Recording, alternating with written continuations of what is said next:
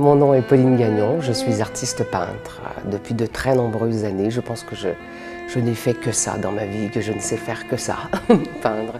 J'ai eu des périodes de peinture abstraite, même géométrique, d'effets visuels.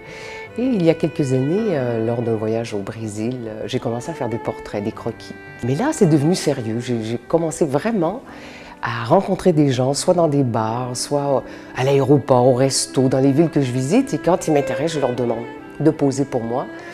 Je prends quelques photos, après je trafique un peu sur l'ordinateur des contrastes, des machins. Et puis j'agrandis le trait, le dessin sur toile. Et ça m'inspire beaucoup, même si je ne les connais pas, et peut-être surtout parce que je ne les connais pas, ça me permet d'envisager beaucoup de choses. Techniquement, bon, c'est assez classique, c'est de la couleur, du médium de mix, c'est-à-dire technique mix, c'est-à-dire des acryliques, des poudres, des pigments sur toile, sur support, soit papier, soit toile, soit panneau de bois. Et puis, quelquefois des collages, quelquefois des mots écrits au pochoir. Des fois, c'est la ville où je me trouve. Je vais découper des lettres, découper des signes. J'ai déjà écrit en russe, que je ne parle pas et je ne lis pas non plus, en chinois, en japonais, pour la beauté de la calligraphie, du motif. Enfin, je répète, je les fais de différentes couleurs. Mais là, je suis vraiment bien. Je m'amuse avec ça parce que je condense à peu près tout ce que j'ai fait en 35 ans de peinture. C'est-à-dire du geste, de la gestuelle, du collage, du sériel, du géométrique, des motifs. Quand on veut arriver à un résultat, comment peut-on y arriver? Surtout avec le médium des pigments et à l'eau. Moi, je travaille à l'acrylique à l'eau. Je travaille avec beaucoup des lavis. De continuel lavis. Un lavis, c'est très peu de pigments dans beaucoup d'eau. Alors, ça fait une petite fine poussière de jaune, de rouge, de vert qui vient se coller et qui va vous donner une teinte que vous n'aurez jamais si vous la mélangez tout ensemble et vous l'appliquez.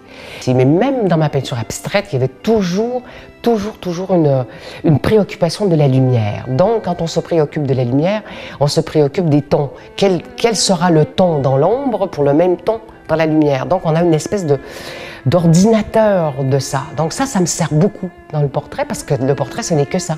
C'est de passer d'un ton à l'autre pour donner la forme, le volume. Ce n'est pas du dessin, c'est du volume, c'est autre chose. Si vous leur demandez de faire leur portrait, normalement, ils sont flattés. Mais en même temps, ils s'abandonnent. C'est assez particulier comme relation. C'est très délicat, c'est très poétique. Ça m'a beaucoup touchée. Je me pensais pas aussi sensible que ça à ces rencontres-là. Donc, j'avais l'exposition à Paris, j'avais des gens de la Sicile, j'avais des Tunisiennes, j'avais des Marocains, j'avais pris des gens de Chine qui étaient en voyage que j'avais rencontrés à Paris. Enfin, j'avais toute une exposition de gens de tête. Ça m'a beaucoup plu, c'était très intéressant et ça continue.